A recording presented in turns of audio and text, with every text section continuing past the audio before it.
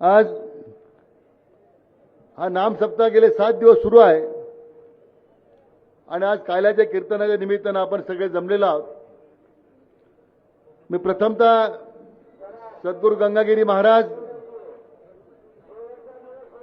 परमादरणीय महंत नारायणगिरीजी महाराज यांच्या पवित्र स्मृतीला मी अभिवादन करतो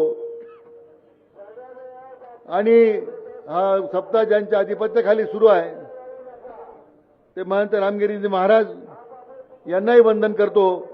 उपस्थित सर्व भाविक भक्तांना, वारकरी बांधवांना आपल्या सर्वांना नमस्कार करतो, आपल्या सर्वांना नतमस्तक होतो। आज या नाम सप्ताहाच्या निमित्तानं आपल्या राज्याचे लोकप्रिय मुख्यमंत्री माननीय देवेंद्रजी फडणवीस साहेब आपल्या सगळ्या लक्षावधी भाविकांना शुभेच्छा देण्यासाठी उपस्थित आहेत। मी आपल्या सर्वांच्या वतीने त्यांचं मनपूर्वक स्वागत करतो, त्यांना धन्यवाद देतो।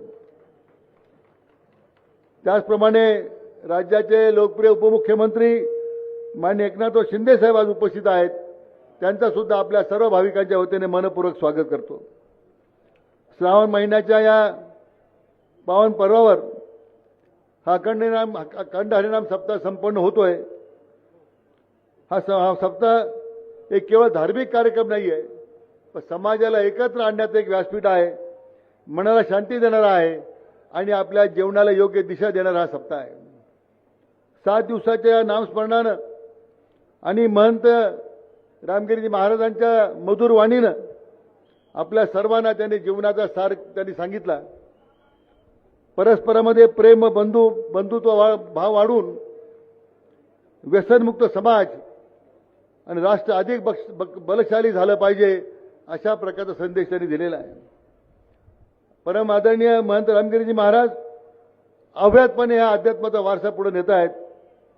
हिंदू धर्माच्या रक्षणासाठी सुद्धा त्यांनी घेतलेला पुढाकार हा आध्यात्मिक चळवळीला पाठबळ देणारा आहे व प्रोत्साहन देणारा आहे आणि म्हणून मी त्यांच्या या अविरत अशा सुरू असणाऱ्या अध्यात्माच्या चळवळीला त्यांना नमस्कार करतो।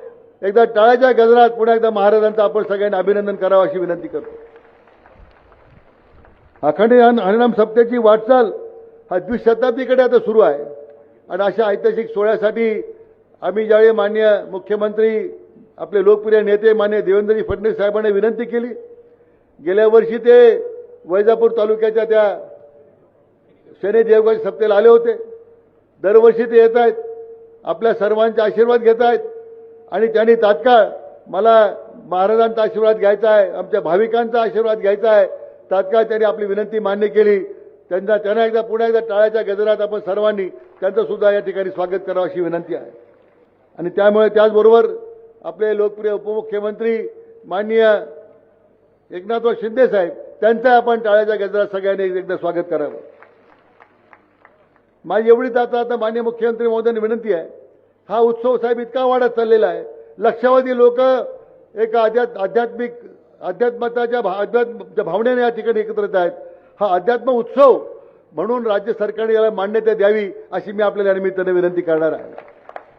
पुन्हा एकदा आपला अधिक वेळ घेत नाही, पुन्हा एकदा परमपूज्य रामगिरीजी महाराज यांनाही नतमस्तक होतो, वंदन करतो आणि आपले आदरणीय मुख्यमंत्री महोदयांचं, माननीय एकनाथराव शिंदे साहेबांचं आणि इतर सर्व मान्यवरांचं मनपूर्वक स्वागत करतो आणि थांबतो। जय हिंद, जय महाराष्ट्र, जय हरी।